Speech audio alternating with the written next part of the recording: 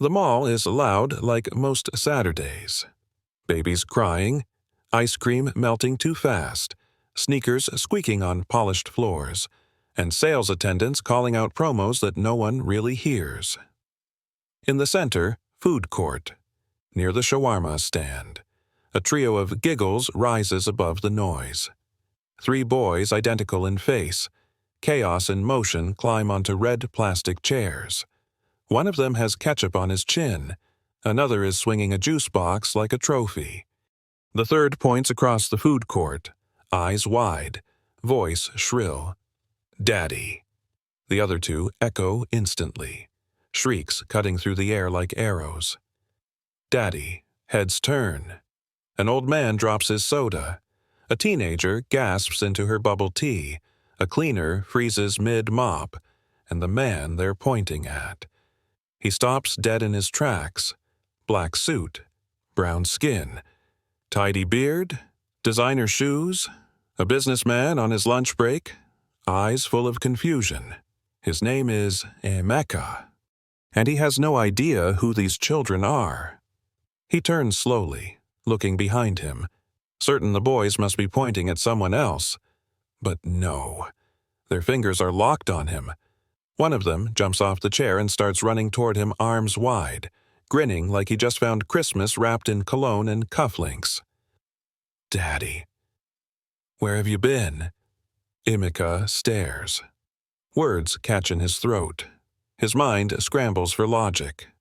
Do I know their mother? Is this a prank? Did someone mistake me for someone else? He takes a step back. The child freezes mid-run, confused. The other 2 approach slower now, suddenly unsure, and then Zara appears. She's breathless, holding 2 shopping bags and panic in her eyes. Her hair is tied back in a scarf, her blouse sticking slightly to her skin. She pushes past a confused popcorn vendor and reaches the boys just as they form a circle around Emeka's expensive shoes. Chuka. A booby. Saw me, she hisses.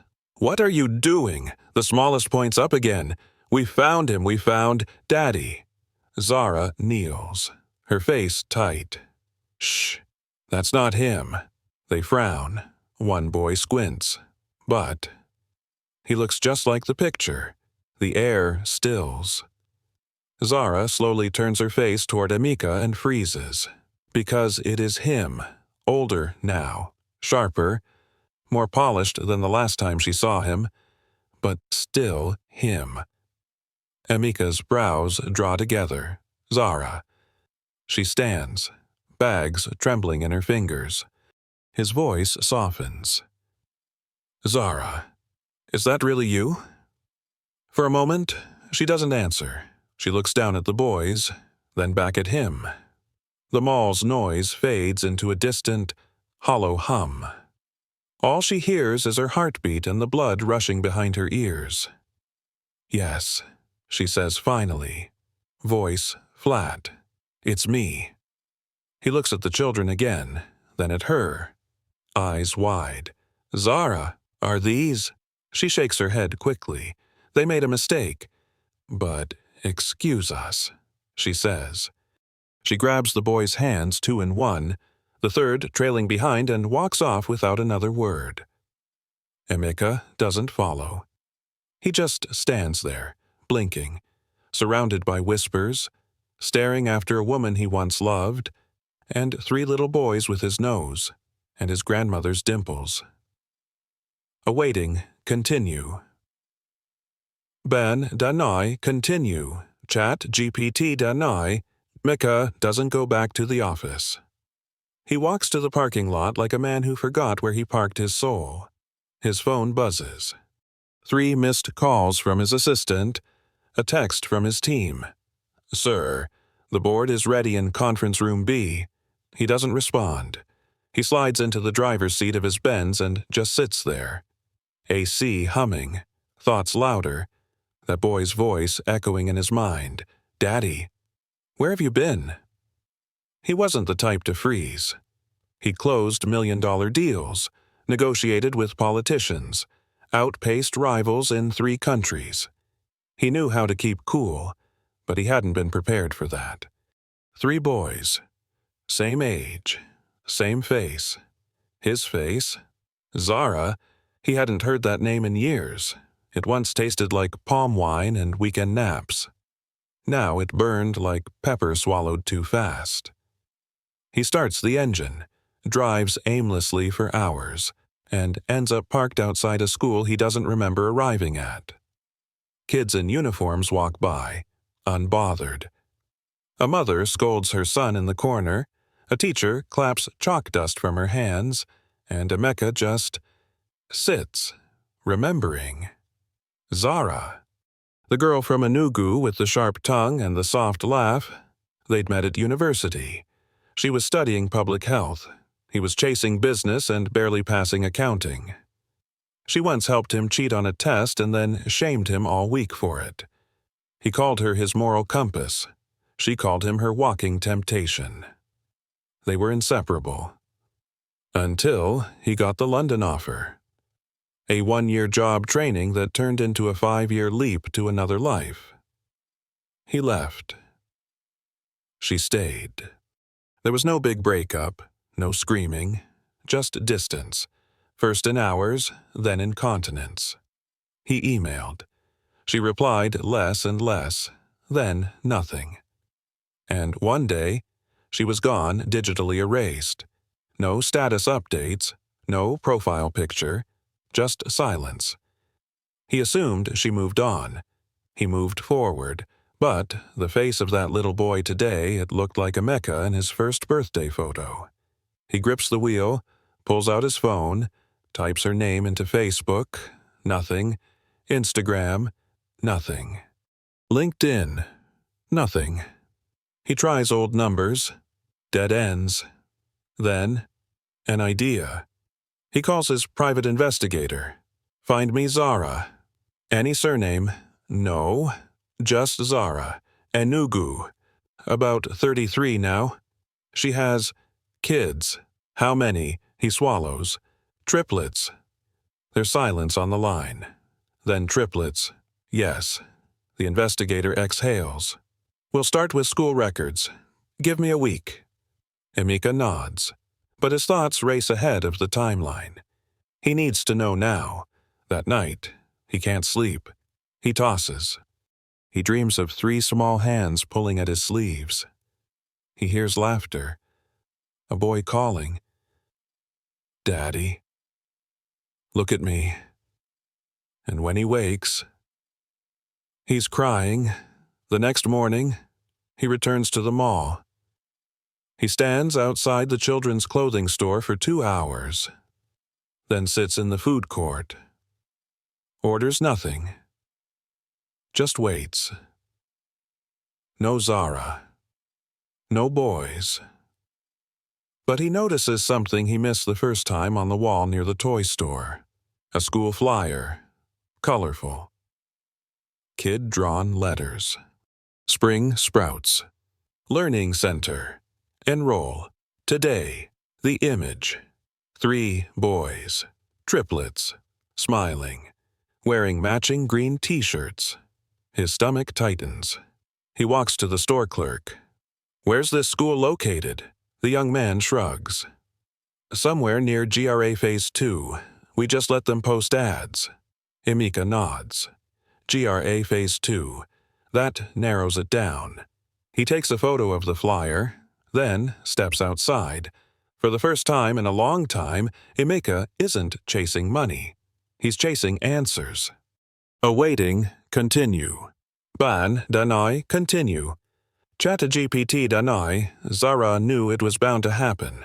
She just didn't think it would happen in the middle of a mall, beneath blinking food court lights, with ketchup on Summy's chin and juice leaking down Ebube's sleeve. Back at home, she washes dishes with shaking hands. The boys are in the living room, watching cartoons and giggling like the world didn't just tilt under their mother's feet, because to them, it didn't. They just thought they'd found their father. And maybe, in a way, they had.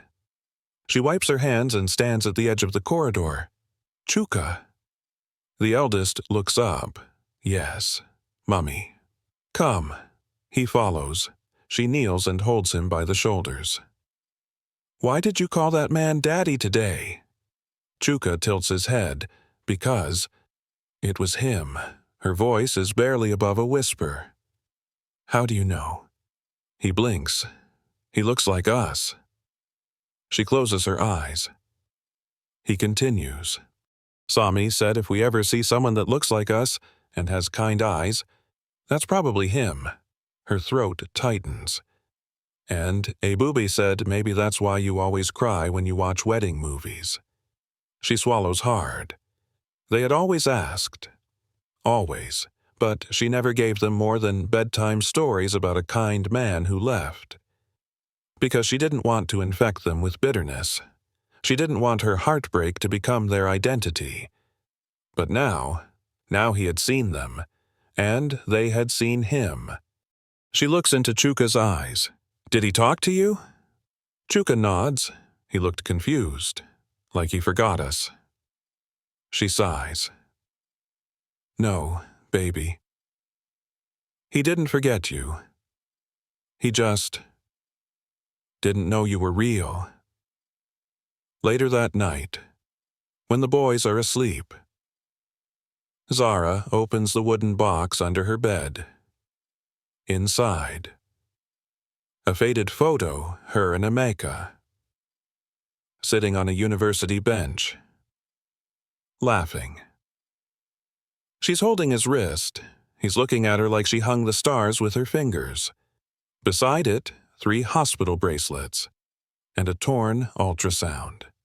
Triplets, scrawled in the doctor's handwriting. The day she found out, she sat on the hospital steps for hours, unsure whether to laugh or throw up. She never told him. Not after the 3rd email went unanswered. Not after her roommate said, "He's in London now." Zara. Let it go. She waited, hoped, prayed. But the silence stretched too wide, and pride made sure it never snapped. She started over in her aunt's spare room, waitressed at a roadside canteen for months. Birthed 3 boys with no one to rub her back or say push. She built her life on one rule: never ask him for anything. But now he was here, back, standing in front of his shadows, confused and stunned and unprepared. She places the box back under the bed and locks it. The next day, at school pickup, the receptionist waves her over, Miss Zara. One gentleman came by earlier asking if your boys study here. Zara's heart stops. She forces calm. "What did you tell him?" "Nothing. Ma. We told him school policy doesn't allow parent details to be shared." Zara nods tightly. "Thank you." But her mind races. That night, she writes a note, then tears it, writes another, then burns it. She can't decide. Should she meet him? Should she protect the boys? Or should she open the gate to a past she barely survived at midnight? She walks outside. The night is warm. The stars unbothered. She speaks to the wind. "You said you loved me. Then you vanished. But they're here. They carry your face, your voice, your laugh." A dog barks in the distance. Zara closes her eyes and whispers, "I don't know if I want you near them." She doesn't expect a reply. But across the city, at that same hour, Emeka stands outside Spring Sprouts Learning Center, staring through the iron gates, holding a photo. 3 boys, green t-shirts, bright eyes, and the quiet weight of destiny. He presses the photo to his chest and murmurs, "They called me Daddy." Awaiting, continue. Ban, danai, continue. ChatGPT danai, the next time Emeka sees Zara. It's not planned. He's driving through GRA Phase 2, barely listening to the radio, mind lost somewhere between disbelief and longing. A red minibus swerves ahead, forcing him to brake hard.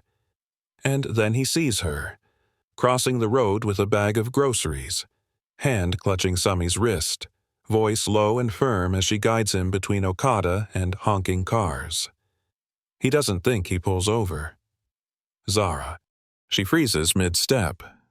Sami follows her gaze, and his mouth opens into that familiar smile. Mummy. It's Daddy again. She squeezes his hand, tight. Emeka jogs across the road, ignoring horns and shouts. He stops a few feet from her, breathing hard, high. She nods once. Hello? He crouches slightly, eyes level with Sami's. You're Sami. The boy nods like it's the most obvious thing in the world. You look like you ask a lot of questions, Emeka says with a soft smile. Sami grins. Mummy says I ask more questions than God is ready for. Emeka laughs. Zara interrupts. We have to go. Please, he says quickly. Just give me 5 minutes. She hesitates, then walks to a small wooden bench under a mango tree. They sit. Sami runs to chase a lizard on the sidewalk. I've been looking for you, Emeka says. I know. I didn't know about them. I believe you, he swallows. Why didn't you tell me? She's quiet for a while. Then, gently, because I wasn't sure you'd care. His face falls. She continues, voice low. You didn't write. You didn't call. You moved countries. And I was too proud to beg. I didn't know. He says again. But it sounds smaller now. Like even he doesn't trust it fully. I know. He looks at her. Really looks. Zara. Still radiant. Still fierce. Still holding everything together like thread through needle. I don't want to confuse them. She says, I'm not here to ruin anything, but you're here, Tom, she replies. And they've already seen you. He nods. Let me be in their lives, not all at once, not with court orders or noise, just slowly, with permission. She studies him. Their lives are stable, quiet, happy. I won't let anyone shake that, not even you. I don't want to shake it, he says. I want to add to it. Sami returns, panting, eyes bright. Mummy. The lizard escaped, but it winked at me. Zara chuckles. Emeka smiles. Smart lizard. Sami looks at him. Will you come again? He glances at Zara. She doesn't answer, but she doesn't say no either. Later that night, Emeka finds himself in front of his mother's old prayer cabinet, a space he hasn't touched since her funeral. He opens it. Dust floats. Inside photos, handwritten verses, one burnt-out candle, and a single envelope with his name. He opens it. His mother's handwriting greets him. If you ever find them her, the girl who made you dream differently, don't walk away. God doesn't give second chances often. The next day, he returns to the school. He doesn't enter. He waits outside with a bag of books, a new set of crayons, and 3 small lunch packs labeled in his careful handwriting. When the triplets come out, they stop, smile. Run to him, Daddy. He kneels, arms wide. Zara watches from a distance, heart uncertain. But for the first time, a small voice inside her says, let them love him. Maybe he won't vanish this time, maybe. Awaiting, continue. Ban, Danoi, continue. Chat GPT, Danoi. Zara lays awake that night. The fan humming quietly above her. Shadows of ceiling blades slicing slow circles around her thoughts. The boys are asleep, one arm hanging off the bed, another curled like a snail. the third snoring into his pillow like he's racing a dream. She watches them in the dim light. 3 hearts, 3 names, 3 reasons she kept going when no one else knew she was falling apart. And now, he's back. And they already loved him. That's the part that shakes her. Not the fact that Emeka returned with apologies, but that their sons didn't hesitate to accept him. The next morning, the boys race to brush their teeth, asking questions before she can even speak. Will Daddy come today? Can he bring us to school tomorrow? Can he stay for lunch? Zara answers with soft smiles and delayed nods. We'll see. Emeka does come back. He keeps coming. Each time more gentle, more careful, never loud, never demanding. One afternoon, he waits outside the school with a football tucked under one arm. The boys spot him before he waves. They yell and run, backpacks flying. He plays with them until the sun begins to drop. Zara watches from a few feet away, arms crossed, heart half melted, half guarded. When the boys tire out, he walks over to her, wiping sweat from his forehead. Do you have time? She nods. They sit on a short cement edge by the school gate. He hands her a folded note. She opens it. It's from Ebube, a letter, written in blue crayon. Dear Daddy, I like when you come. You run faster than Mummy. Mummy is strong, but she doesn't laugh as loud. I hope you come for my play. It's next week. I'll pretend to be a tree, but I'll be looking for you. Love, Ebube. Her throat catches. Emeka stares at the ground. I didn't ask him to write that. She nods. I believe you. There's a long silence, then she speaks. I'm scared. He turns to her. Of what? That they'll love you more than me. He shakes his head. No, they'll love me differently. But you're the center of their world. I'm just someone they're letting into it. She exhales. The air between them softens. I didn't think I'd ever see you again, she whispers. I didn't think I deserved to.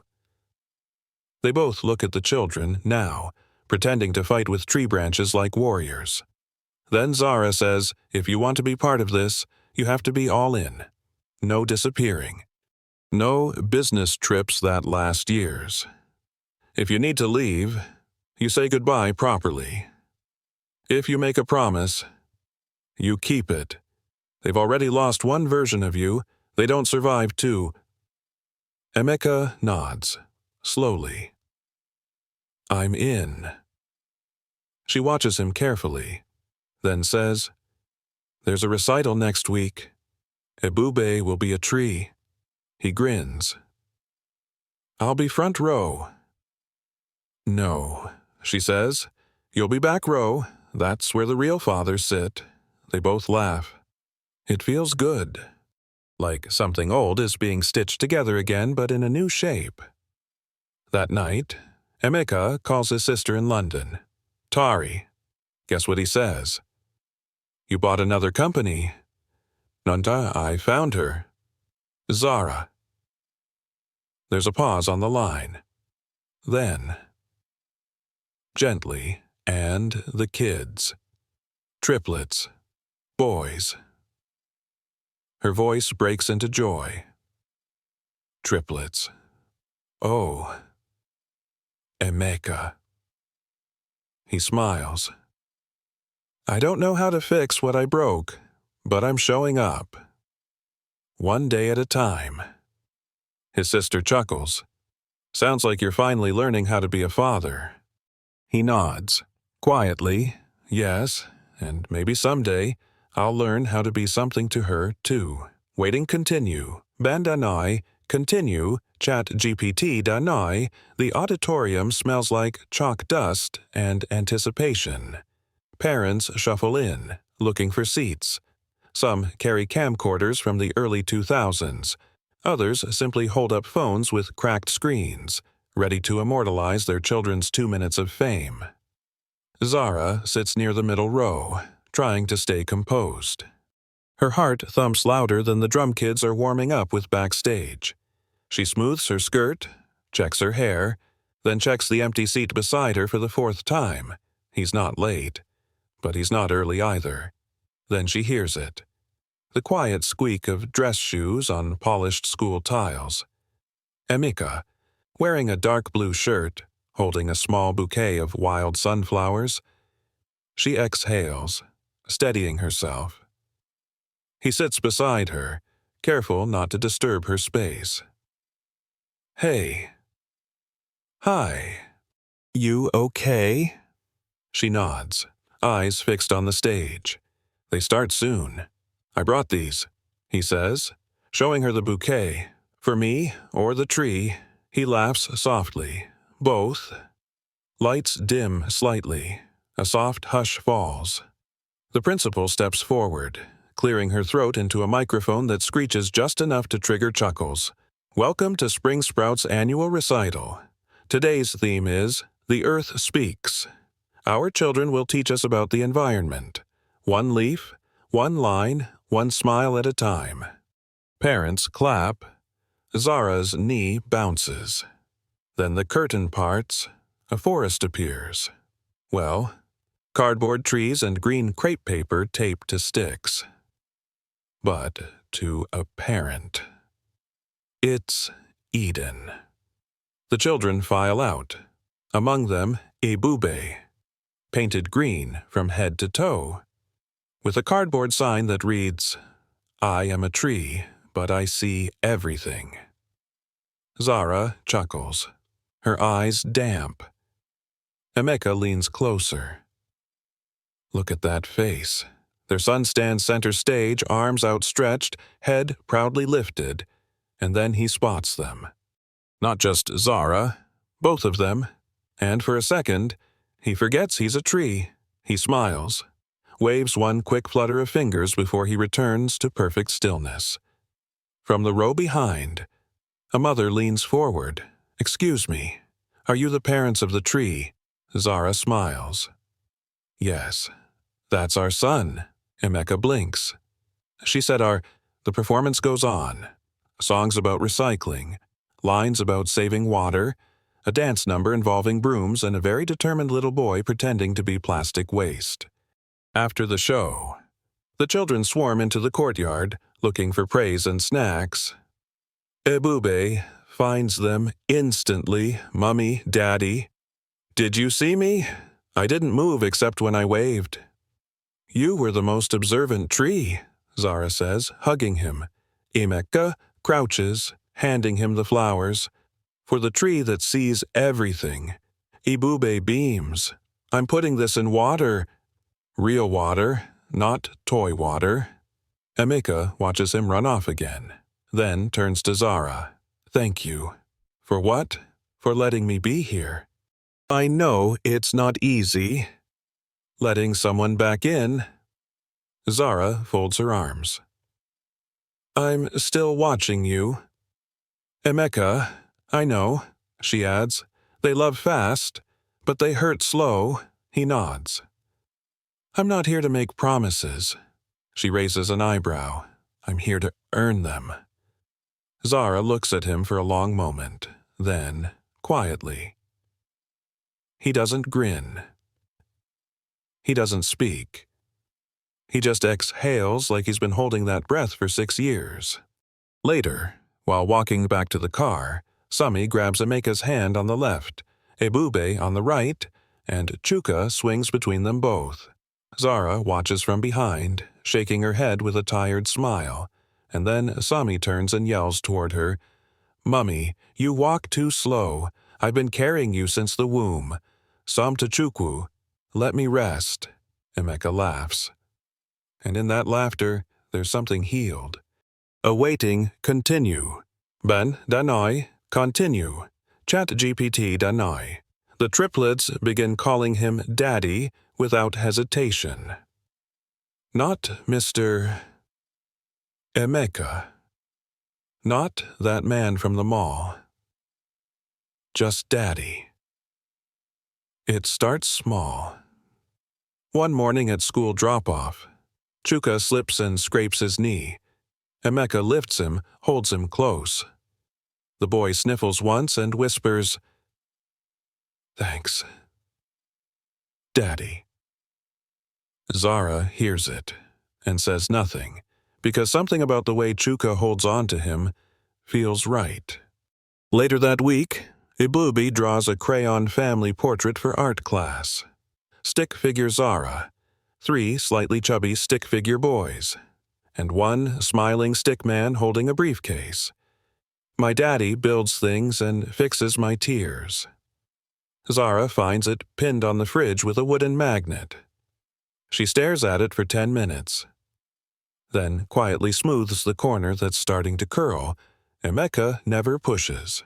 He's there for dinner twice a week, always asks first. Sometimes he brings books. Sometimes just his presence. He shows up when they get sick. He sits through Chuka's spelling bee rehearsals even when he forgets how to spell chrysanthemum 10 times. He listens to Sami ramble about rocket ships and football in one breath. He lets Ebube braid his hair with colorful rubber bands while they all laugh. One evening, while washing dishes, Zara turns to him and says, "You're different now." Emeka shrugs. "I had to unlearn everything I thought manhood was. Such as that being present means more than being powerful. That fatherhood isn't about blood, it's about showing up, even when it's hard." She watches him scrub a bowl. "There was a time I would have punched someone who said that," he adds. She chuckles. "Now you just punch sponge." The triplets grow fast. Faster than Zara's heart can sometimes process. Their questions deepen. "Why weren't you here when we were babies?" Amika sits with them on the floor. Takes a breath. "I made a mistake. I didn't know about you, but I know now, and I'm never going anywhere again." They accept it, just like that, because children, unlike adults, don't demand perfect pasts. They only need safe nows.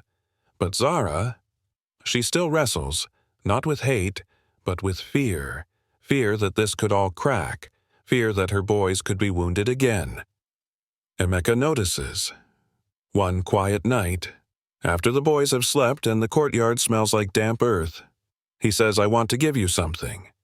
She arches a brow. "You've already brought enough storybooks and snacks." He pulls a small envelope from his jacket. "No more gifts," she warns. It's not that kind. She opens it.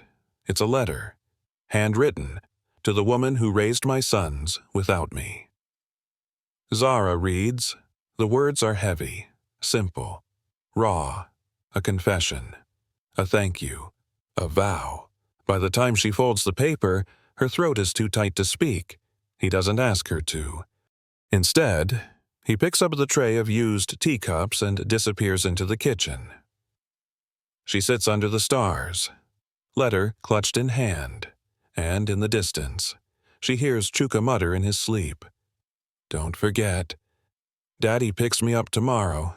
She smiles, just a little, because this time, she believes. He will. Waiting continue. Ban da noi. Continue. ChatGPT da noi. Time, like children, doesn't ask for permission before growing. The triplets are nearly 7 now. Their shoes no longer line up neatly. Their shirts don't match unless bribed. They fight over who gets to sit beside Emeka in the back seat. And Zara finds herself saying, one at a time, more often than she says, "Eat your food." But the house is fuller. Not with stuff, with presents. Emeka is there. Not always in the center, but always in reach. He comes to birthdays with too many balloons. He helps with homework even when he doesn't understand the methods. He lets Sami beat him at chess and pretends not to notice Chuka sneaking extra plantain from the pot. Zara notices the changes, too. The boys no longer flinch when someone raises their voice. They sleep deeper, laugh louder. One Saturday afternoon, The family goes to the park. It's nothing grand.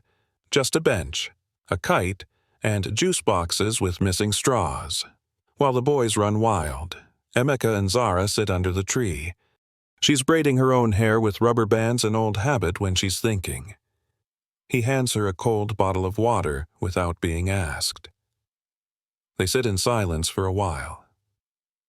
Then he says, "They call me Daddy now." Zara doesn't look at him. She keeps braiding. They started doing that without asking. Do you wish they hadn't? He hesitates. No. She ties off the braid. They still ask me if I'll marry you. She says. He chuckles. What do you say? That I already have 3 husbands. I don't need a 4th. They both laugh. Then silence returns comfortable. Not awkward, he says. I'm not trying to replace anything. Not love, not the past, just trying to build with what's already growing. She finally turns to him. There's a difference between building and pressuring. I know. I don't want a proposal because the boys asked. I'd never do that. Pause. Then why are you still here? His voice is soft. Because I'm choosing to be every day, not because I'm owed something. But because I want to earn it. Zara looks at the sky. The kind of sky that holds too many stars and refuses to let go of the sun. She says, I used to hate you. He nods. I used to hate myself. She laughs gently. That makes 2 of us. That night, as she tucks the boys in, Ebube pulls her closer. Mummy, yes, baby. If you and Daddy ever get married, can we be the best men? She blinks. Why not flower boys? Because best men wear suits, he says proudly. And we already practiced the dance. Zara covers her smile with her hand. Later, she finds a small package on her doorstep. Inside a photo. Faded. Folded carefully. Her and Emeka from university. Behind it, a note in his handwriting. This was the day I knew I loved you. I just didn't know how to stay. Underneath, a line from the boys. We think Daddy should stay. She holds the photo to her chest. The house is quiet now, but not empty. She doesn't make a decision that night. But when she places the photo in a frame beside the boys' baby pictures, something inside her begins to lean forward. Just a little. Toward the possibility of yes. Awaiting continue. Ban Danai continue. Chat GPT Danai. The letter arrives on a Thursday morning, tucked into a blue envelope with a sticker of a smiling cartoon sun. Zara assumes it's from the school another PTA reminder or book fair flyer, but when she opens it, 3 folded sheets fall out. Each one in a different child's handwriting, crayon, pencil, green marker. She sits on the edge of the bed. Reads. Letter 1. Chuka, Dear Mummy, I think Daddy is trying his best. He always helps with my math. Even when I shout, I like when he reads to us, even if he forgets the voices. I think he still loves you. But he's scared. I think you're scared too. Can we all be brave together? Chuka. Letter 2. Ebube. Dear Mummy, you always tell us to be kind. I think you are the kindest person. You cook best. You hug soft, but Daddy's jokes are better. Maybe you can be kind to him, too. Please, he looks at you like we look at our Christmas rice. He never looks away. Love, Ebube. Letter 3, Somtachukwu. Dear Mummy, I already thought you were married. You and Daddy talk like it, and he brings you mango. That's love. Please marry him. We already practiced the dance. I will not cry when I walk down the aisle, but I might dance. P.S. I already told my friend you're getting married, so please don't make me a liar. Zara closes her eyes, laughs, then weeps. Soft, quiet. Like the kind of crying that happens when your walls decide to rest. That evening, she doesn't call him. She goes to his house, knocks once. He opens the door in a plain shirt, barefoot, surprised. Zara. She holds up the letters. I didn't write these. I know. But they're true. He waits. She steps inside. I'm not promising a wedding. I'm not asking for one. I'm not promising I won't kick you out when you snore. I snore loudly. He chuckles. She sits on his couch like she owns it, and maybe she does. He joins her. They don't say much after that, because when something broken becomes beautiful again, you don't rush it. You sit with it. You breathe with it. The next weekend, the boys ask, Are we all having dinner together again? Zara says, Yes. Can we eat in Daddy's house? She glances at Amika. He nods. We'll make it special. They decorate the table with flowers picked from the sidewalk. Sami writes place cards. Ebube folds napkins the wrong way on purpose. Chuka sets out 5 plates 5, like it's always been that way, after dinner. Emeka plays soft music. The boys grab Zara's hands. Dance. Mummy, no. Please. They pout. And before she can resist, she's spinning in their arms, then in his, one hand on her waist, one hand holding hers. She says, This doesn't mean I've forgiven everything. He replies, It means you're here. She nods. He smiles. Then Somto runs in, holding up a cardboard sign he made with glue and glitter mummy. Say yes. Zara bursts into laughter.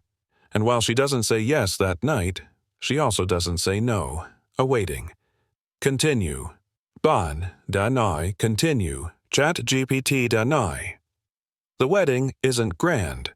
There's no cathedral, no diamond chandeliers, no imported fabric. Just sunlight filtering through the trees, a rented white canopy, 3 boys in bow ties tripping over each other, and 2 people who finally learned how to stand side by side without reaching back in fear. Zara walks down the aisle with bare feet. Not because she's trying to be poetic, but because Sami hid her shoes as a joke and no one could find them in time. She doesn't mind. The earth feels soft beneath her, grounded, real. Emeka waits under the canopy in a cream-colored caftan, his palms pressed nervously together, as if still unsure this moment belongs to him. He watches her approach like a man seeing rain after years of drought.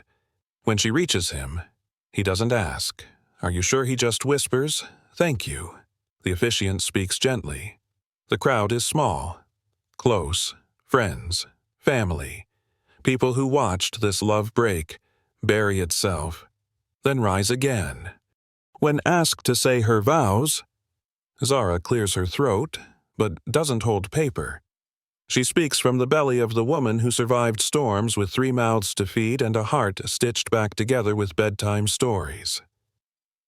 I didn't wait for you, she begins. I waited for peace. And when you came back, not loud, not perfect, but consistent, I realized you'd brought it. She turns slightly toward the boys. I've already built a home. This is me letting you stand inside it. Emeka wipes his eyes. His vows are simple. I will never ask you to forget the pain, but I promise to never be the reason for new ones. They exchange rings. Gold, plain, strong. When the officiant says, You may kiss the bride. Sami shouts from the front row, Close your eyes first, Mummy. They all laugh. Zara leans in and kisses the man who once left without goodbye, and stayed to rewrite the ending. That night, they sit under the stars on a mat with jollof rice and grilled plantain. The boys lie beside them, bellies full, whispering stories only children know how to invent. Zara rests her head on Emeka's shoulder. "You know," she says, "they'll still test you." He smiles. "I expected. They'll make you earn daddy again every time they grow. I'm ready." She turns to look at him. "Then let's raise them. Loudly, kindly, all the way." And in that quiety, steady space between her words, something settles. Not an ending, but a beginning that finally knows how to stay. Wind down, approx. 300 words. So take a deep breath. Let the lights of that simple wedding fade behind your eyelids. Let the laughter of 3 boys curl softly into your heart. Let the image of a woman who loved through silence and a man who returned with presence wrap around your thoughts like a promise. Because this wasn't just a story about triplets and mistaken identity. It was a story about redemption, about the power of choosing again, choosing to stay, to show up, to be present even when you're late. Zara didn't need a ring to prove she had already built something whole, and Emeka didn't need a second chance. He earned one by showing up with humility, not apology alone. This story, it belongs to every mother who held the family together in the quiet, every child who saw through absence and still offered love, every father who decided to become dad, not just biologically but daily. If this story touched your heart, drop a comment. Tell me where you're listening from and what time it is right now. Let me know if you've ever believed in love that didn't start perfectly but chose to finish with grace. And if stories like this matter to you, subscribe so you don't miss the next one. Until then, keep building your home, whether it's with bricks or words or a whisper of daddy in a crowded mall.